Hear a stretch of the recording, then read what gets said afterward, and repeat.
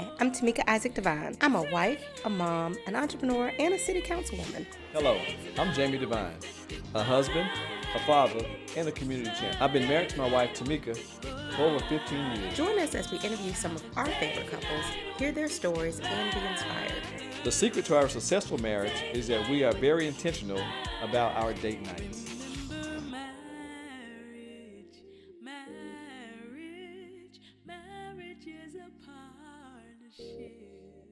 Hi, I'm Jamie. Hi, I'm Tamika. And we are the Devines. And welcome to this month's episode of Date Night with the Devines.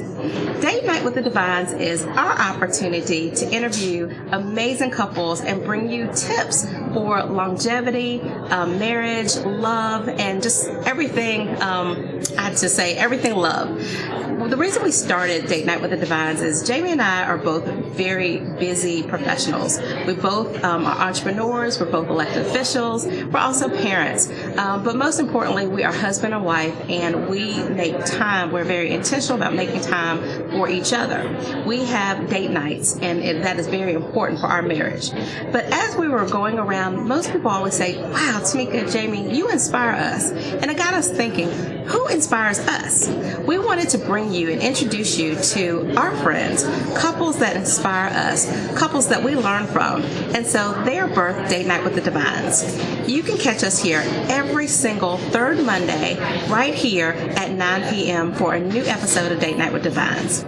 So this week's episode, or this month's episode, is really exciting. I'm excited. Are you excited? I'm very excited. Very excited. Very excited. So tonight we have with us Otis, Skip, and Cynthia, James Walters. Forgot about that. They've been married now for 41 years. They have 3 children and 1 grandchild.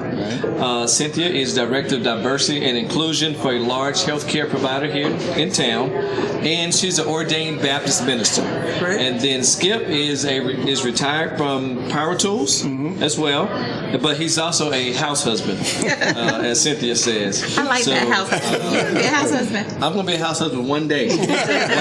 One day, in due time. And they're both empty nesters at this time, but love to have family and friends over with them at all times.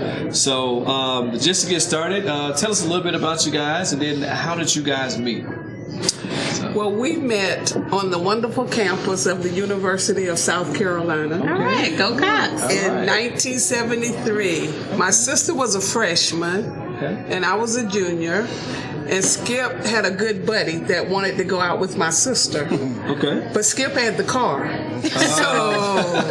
So in order for the friend and my sister to have a date, she had to find somebody to go out with Skip. Right. So I was not busy, so I thought, hey, free date, free food, meet somebody. Okay. So I said, yeah, I'll be glad to go. And as the first date was not what I would call, I want to date you again.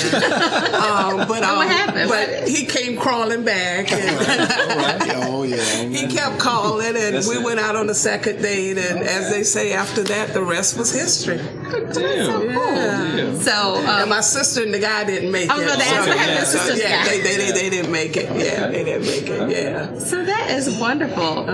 So tell us, so how long did y'all were still in college? Yeah, I was in college. Okay, yeah, so how long did you guys date before you kind of got real serious and knew that, this is probably the one and marriage was imminent? We dated for 5 years before we got married. Okay. We were engaged 3 of those years. So I was in college and he was doing whatever he was doing. So we were just having fun and and dating. And I guess about 2 years in, I would say I got serious and I made him serious. All right.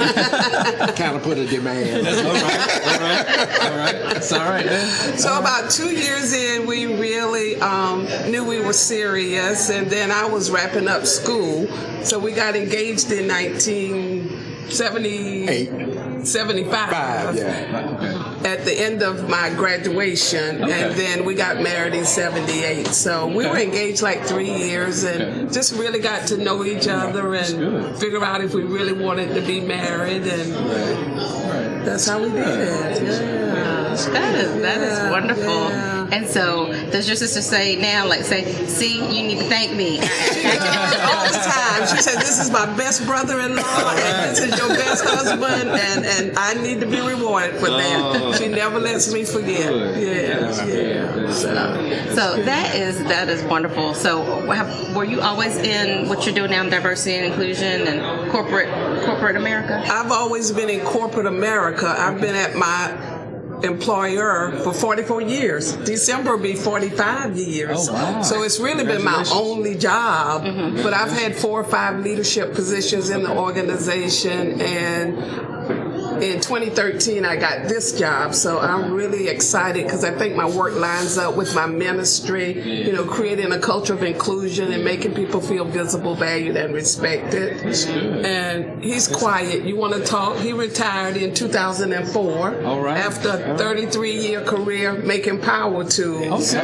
So he's been my house husband since then. So that's what works for us. I get to go to work and make the money, and he cleans the house and cooks and does all those wonderful things, and it works for us.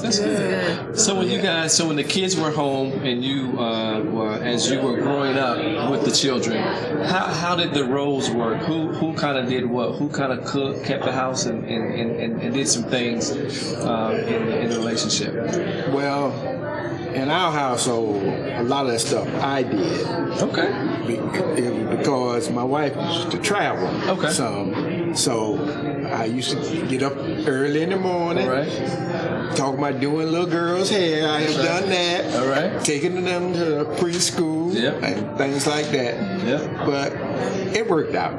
It really did. That's good. So along those lines, let me ask you this, Skip, because we hear a lot and we share this. Jamie is too. He's very active. I travel a lot. He travels a lot too. But typically when I'm traveling, he's having to do hair and stuff. Now I'll never forget that one time he sent one of the little ones to school and the daycare, and they called me while I was out of town. Said, "Do you mind if we do her hair?" But he tried. He tried. But you know, it's funny because it just seems like some folks today they still have very traditional roles in their mind about, you know, what the husband does and doesn't do, what the wife does and doesn't do.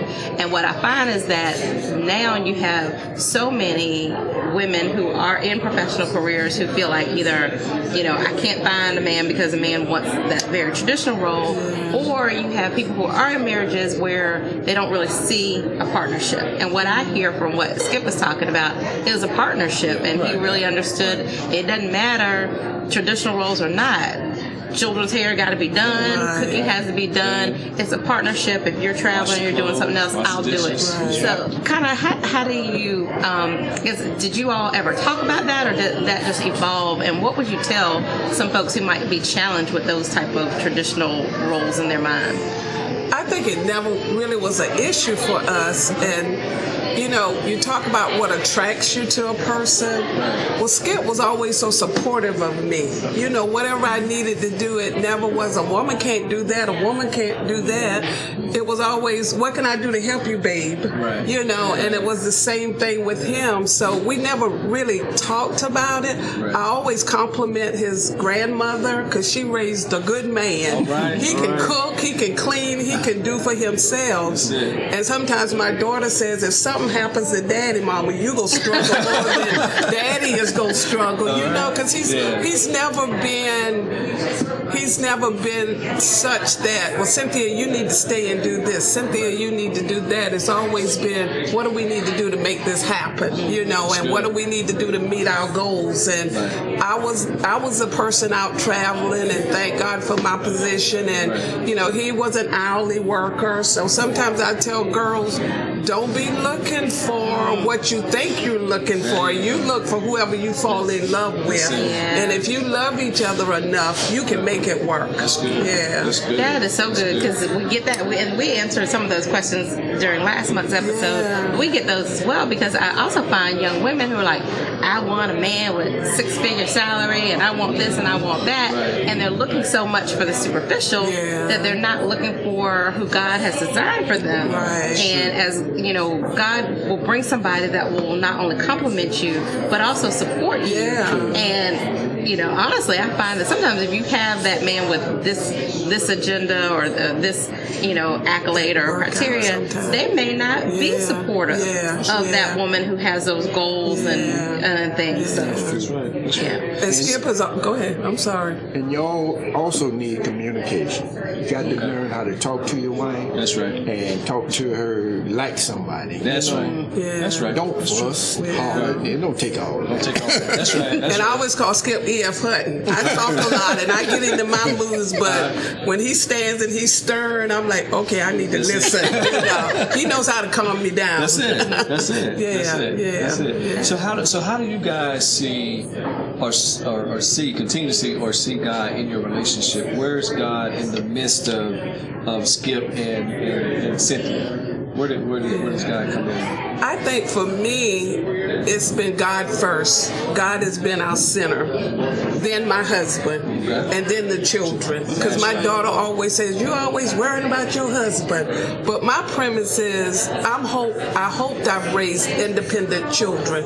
And one day, my goal was for you to get out of my house. That's right. Literally, you gotta go. And then what's left? Me and him. That's it. And a lot of couples, when the children leave, there's nothing left. There's nothing to talk about. Sometimes they don't even know each other. They don't even know each other. So we are a member of a club, and we've been in this club 35 years. Wow. And every third Saturday, we have adult club night. So my children always knew on the third Saturday of the month, don't ask for anything, because that's their time. And that club is still together. We still meet monthly, and we have our shenanigans every week. We try to find something to do, if it's just to sit on the back porch and have a drink together.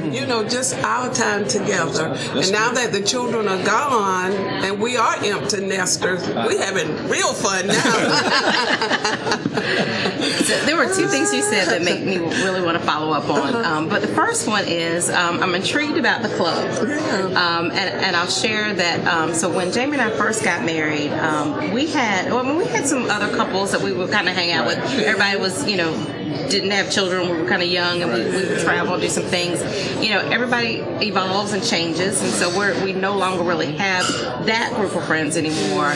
And when we first joined our Couples for Christ ministry at church, I asked the question to the group, and we got some really great advice, and I'd love to hear y'all's advice.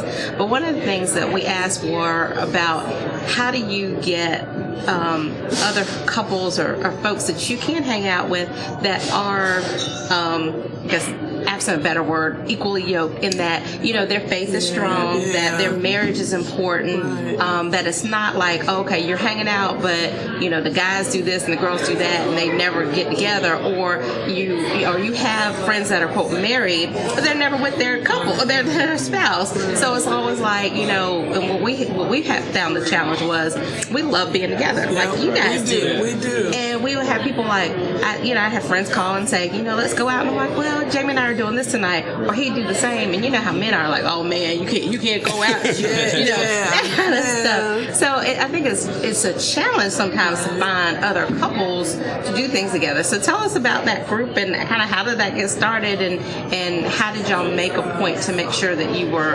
around other positive couples so that they were not bringing messiness or other things within your circle. And it's strange you asked that, because the first club I was in, it was a group of women. So we would just sit around. It's like, this ain't no fun, And we needed the men to pay the bills, because we wanted to really go do some neat things. So, and our club is called Married Couples Only. You have to be married. And we always kid that a lot of us stay married, so we stay in the club. If you get divorced, then you've got to get out of the club. So we've had these friends, at least 2 couples in this club. We've been together since it started, and we were friends prior to the club starting. So one night in our kitchen in Peyton was born in 1984, we just decided, the women decided we'd have a club and the men had to come. So they came along and it just continued. Like I said, every third Saturday we meet. Every third Saturday, there's a host. Okay. It cannot be more than 10 couples because April is our anniversary month. December, we do something for Christmas. So every other month, somebody has to host. And we have had couples get divorced. And then we're very selective about friends we meet and who we ask to join the club. And it has just perpetuated itself. So we're looking forward to August, which is on my birthday. So I told them they got to have a cake and presents for me. Yeah, so. Excellent. But you said you're very selective. So the key to that also is making sure that you have folks who are committed to the club. Yeah, and to each other. And to each other, exactly. That they see the Yeah. importance of marriage. And it can't be what you said, the husband comes and the wife doesn't come. Or the wife comes and the husband doesn't come. It's got to be committed that on the third Saturday, you are committed to hanging out with the club. That's it. That's good. That's good. And then another thing is that we invite the couple that we want to join to let the couple, let our couples, interview them and talk to them and see if they like it. If someone has something against them, then you can't. And we better say that has not happened. Yeah, but you can't let everybody in. Yeah, you can't let everybody in. Yeah, but we're selective who we invite to hang out with us. Yeah. Well, we've got to go to break and thank our sponsors, but when we come back, I definitely want to talk about your shenanigans. That is what we love to see with you guys, and I think that our audience will love to hear it. So we are going to take a break, but I want to let you guys know that this month, and thank this month's venue sponsor, we are at Hendrix down on Main Street in downtown Columbia, South Carolina. This is at the corner of Main and Main and Blanding. But it is a new amazing spot. It is beautiful. It is a new farm-to-table restaurant downtown, so everything is locally sourced. We met the chief chef, Javier, and we're looking forward to getting our meals so that you can kind of see those, but everything has kind of a Peruvian Spanish flair, but it also is a rooftop restaurant, which is different here in Columbia. We're hoping to get more, but this is an amazing venue. So when you are going on date night, girls night out, guys night out, Couple night out, shenanigans, night out. Whatever, you need to come and check out Hendrix. And then we also want to thank our monthly sponsors. We've got Dr. Macy Smith. We've got Style by Nada, who is my stylist. John T. Elliott Professional Hair Design. State Farm Isaac Insurance Agency. Jabber and Isaac. Boston First Administrative Management Services. I said Jabber and Isaac, didn't I? And the Possibilities Institute. Of course, you'll see that commercial in a few minutes. And then, as always, we cannot thank enough our production crew and staff. We got Business Made Plain, and we've got with us Darren Murphy and David Pendergrass. And so we will see you guys on the other side of the break.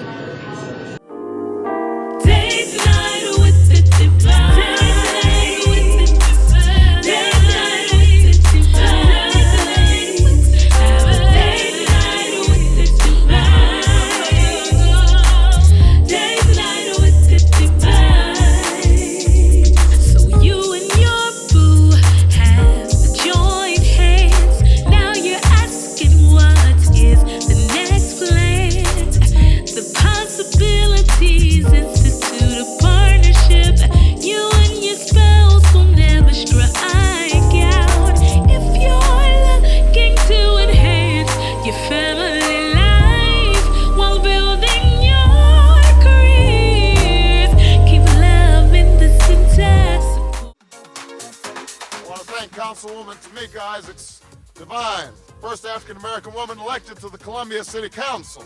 Committed. She is very committed to the improvement of our community. Bold in that she's willing to talk about difficult issues. Not only is she a leader in her community, she's a leader in her sorority. She's an excellent example of what leadership is. I'd go anywhere, anytime to do anything for Tamika Isaac Devines.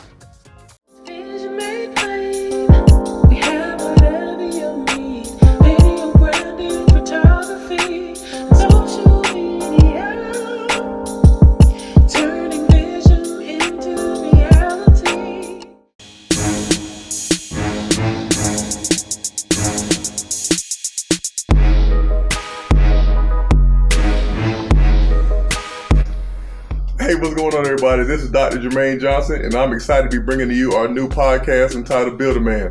So we're going to be talking about all things man-related. We're going to talk about politics, business, anything that can help a man become the strong foundation that we know he's been called to be.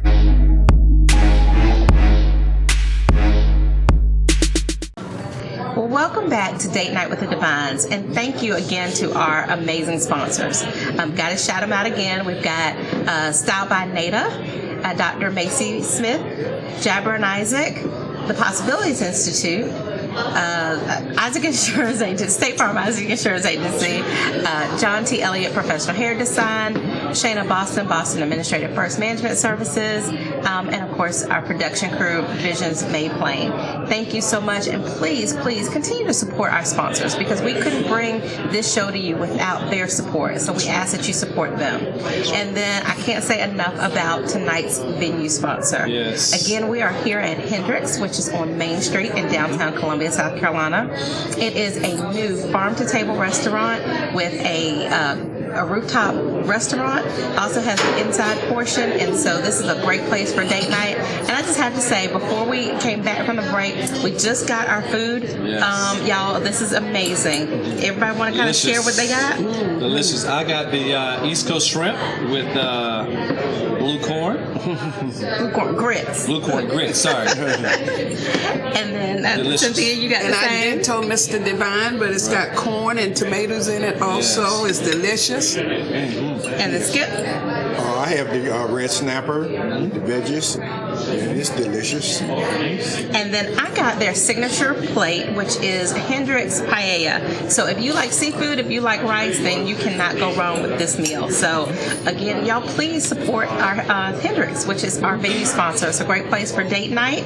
It's a great place for girls' night out, or even if you are going out by yourself and just want a really, really good meal, this is the place to go. So now that we have taken a time to thank our sponsors and do our commercial break, let's just get back into our discussion. So before we went to break, we were talking about shenanigans. Yes. So we know what shenanigans are, but guys, explain to our audience, what are shenanigans? And then give us some examples of some of the things that you guys do. Well, shenanigans is a word that I use when Mr. Walters and I go out on date nights. I don't know where that word came from. I'm a Facebook addict, so I like to post the things we do. Right. So one night I just decided it was shenanigans. That's right. And we are, as a part of my work, I go to a lot of community events to support my local organization. We like to go out and frequent new restaurants and eat a lot. We like to dance. We like to hang with friends. So whatever we're out doing together or with others, we just call it I call it Shenanigans with Mr. W. And I'm always posting it on Facebook. So look for Shenanigans with Mr. W. So Skip, is it like her saying, okay, this is shenanigans, or kind of what's your take on shenanigans, and what are some of your favorite things to do? Well, like she said, going out and dancing, being with our club, and being with my grand. Love that too. That's how, traveling.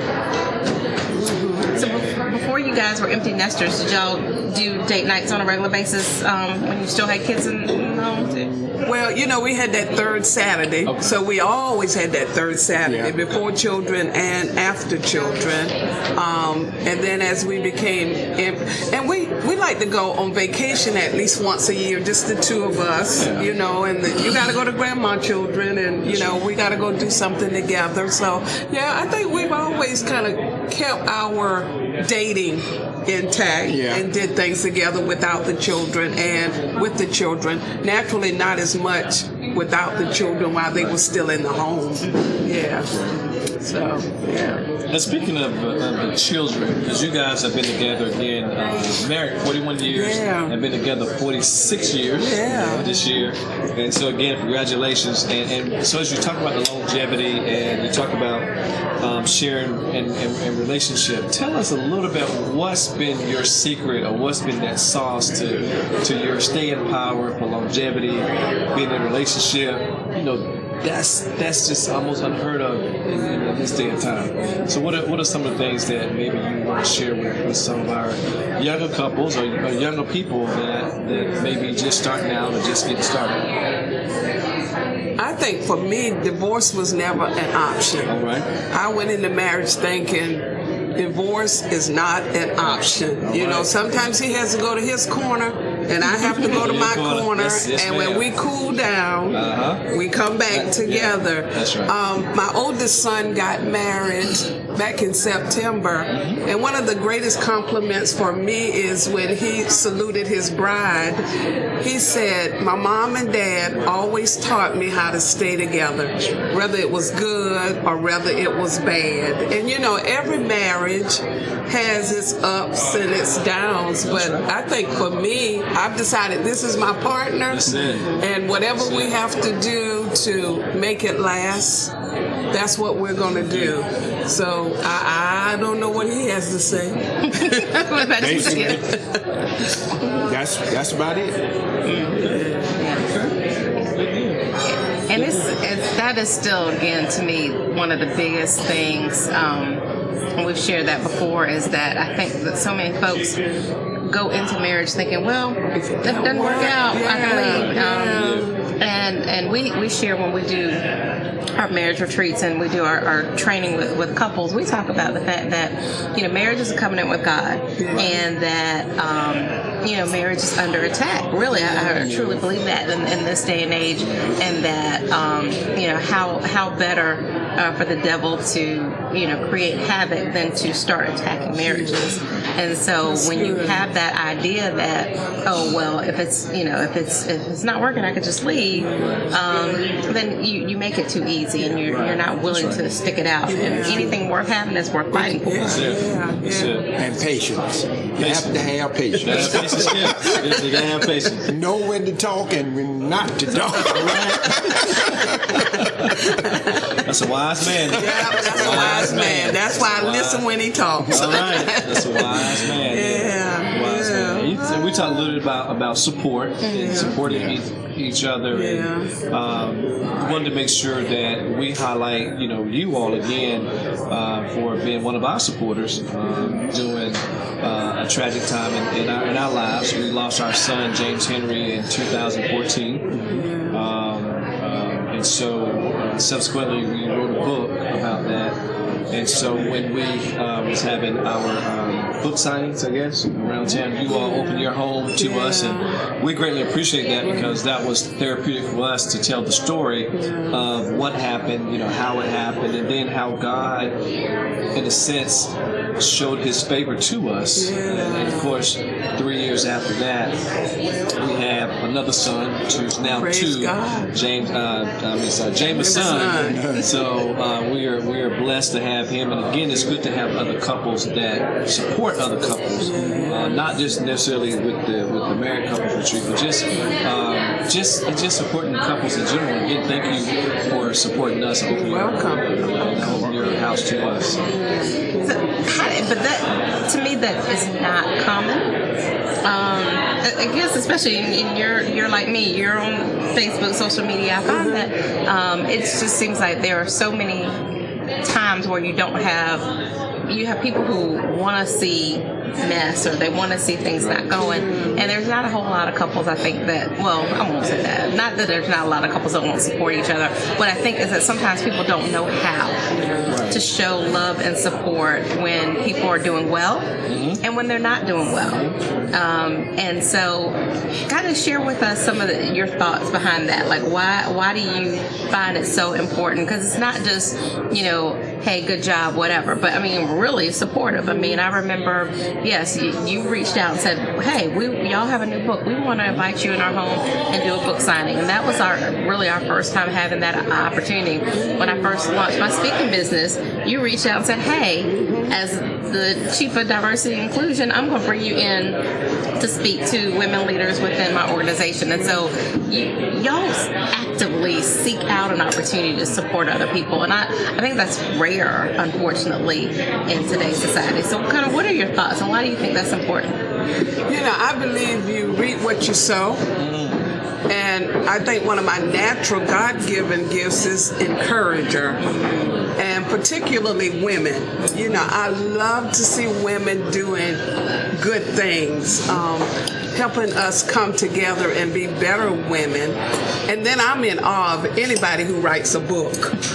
That's one of my goals. I hope one day I'll be able to write a book, and I hope as I give to others, they will give to me when it's my turn. So anytime I can touch somebody who has written a book, I think, wow, you know, there's somebody special. And my grandmother, I grew up, our home was always open to people, you know, and giving. So, and Skip sometimes says that was a good idea when you thought about it, right? What's it like now, you know, when you worked all day, and I'm like, oh gosh, you know, we made this commitment, but by the end of the evening or whatever we're doing to invite people into our space, we're always glad that we did it. So I think naturally for me, I'm an encourager, I'm a giver. I like to be around positive people because I want a lot of positive energy in my life. So if I can help, and maybe some of that is my Christian faith too, being a minister, that I want people to be whole as they can possibly be. And he comes along. Well, let me ask that before we go to the tips about that, because you are ordained minister, you are associate pastor now, and just it's easy to see your natural personality is to be out there. Seems like Skip's natural personality is to be a little bit more reserved. And we talked about earlier the traditional roles that most people think of, but how is it like when you're seeing, like, Cynthia's always out there. She's always out there, and even when she went through, there's still, unfortunately, not as many women in ministry as we'd like to see, and that becomes challenging. So going back to kind of that support role of someone who is so active in the community and so public, how do you see, or what do you do, I guess, what do you do when she does come home and she's tired or she's had a rough day? What are the things that you feel like you can do that supports and encourages her? She's always encouraging other people, but I know that you are always encouraging her. What are some of the things that you do, and what tip would you have to somebody else, especially a man that might be supporting another amazing, strong woman? How do you encourage and support them when things may not be always, people might not always be on their side? Well, some things, I feel that you might not want to do, but to keep peace, Come on. do. There you go. Come on. To keep peace. That's right. And then, I can tell when she's tired. That's right. Because when she come home, I say, she says, oh, I had a rough day. I say, yeah. I said, well, I done cooked. I say, want me bring your food? Yeah. That's right. I have a food ready a lot of times. When she come home, I say, chill out. That's it. Yeah, you can tell. That's right. Because you know the other person. Yeah. You know the other person intimately, and you know just certain things, signals, words, expressions. And I think one thing about Skip, he's comfortable in himself. Right. What he's going to do, he's going to do. Right. What he's not going to do, he's not going to do. And like you say, when you know somebody, I know, okay, he's going to be okay with us going to do this or me going to do that. But I know when he gives pause, then I need to stop for a minute and give pause. But he's always been like the wind beneath my wing, the one in the background. And he's comfortable in who he is. So I think that's what makes it work. It's not a competition that he's got to have his time, but he gets his time. That's it. Yeah. That's good. That's good. That's good. That's good. That's good. And so, especially, like you say, she is in the ministry. And even my grandson say, Grandpa, every time I get in Sweet Mom, we call her Sweet Mom. Sweet Mama's car. She always playing religious songs. I said, you got to realize, her position. I said, yeah, that's true. But all the time, Grandpa. I said, well.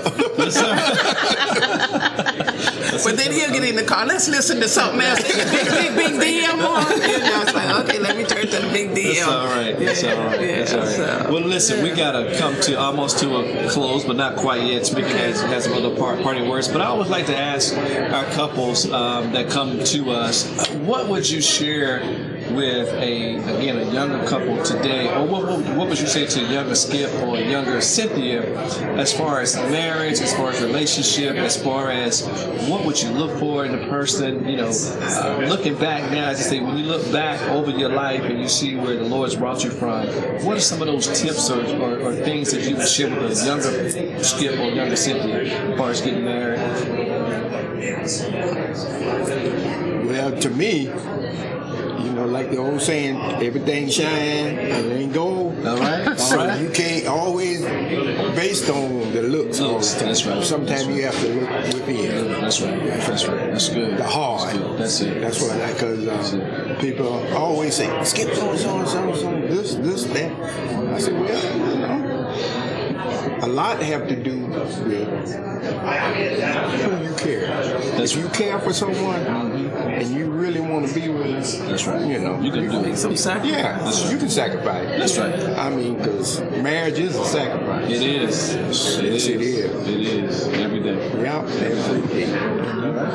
And I would tell a younger me, make sure you love that person as much as you love yourself. And I always think, don't try to find somebody to complete you. You need to be complete yourself and find somebody who can complement you. And for us, it's a lot of talking. Sometimes we're not agreeing with each other, but we'll talk it until we talk it out. And my daughter comes over sometimes and she says, Mom, I came over and you and Daddy was just fussing. I said, no, we were having robust dialogue. And then she's like, I come back over and y'all sitting there eating ice cream. So I tell her, this is our marriage. Stay out of it. There you go. And you have to keep people out of your marriage. It has to be what works for you and him, and not necessarily what you see the Joneses doing, but what works for you. Yeah. And relax. Don't sweat the small stuff. That's it. Yeah. True. Yeah. That is great advice. So thank you both. You're welcome. Thank you. Thank you for being here. Thank you for sharing and being so transparent and giving some great advice. And thank you for tuning in again. We really appreciate you supporting Date Night with the Devines and our opportunity to bring you not only our story, but the stories of other couples. This is our opportunity and I guess really our mission, our ministry, to help support and uplift other couples and show you that there are amazing couples. We all love our forever first family, Barack and Michelle, but there are other couples, there are other people right here in your community, people that you know and you love that can also be shining examples of an amazing marriage. And so that's our opportunity. This is our opportunity to share those stories with you. So I want to thank you again. Thank you our sponsors, Style by Nada, John T. Elliott Professional Hair Design, Isaac Insurance Agency, State Farm, Jabber and Isaac, the Possibilities Institute, Boston First Administrative Management Services, Dr. Macy Smith, and of course Visions Made Plain. Continue to watch us, share, like, and encourage others to watch this. If you like this programming, the only way we can continue to bring it to you is if you watch, you share, and you tell your friends about it. So we want to thank you, invite you always to join us every third Monday at 9 p.m. for Date Night with the Devines. So until next month, I'm Tamika. And I'm Jamie. And we are the Devines.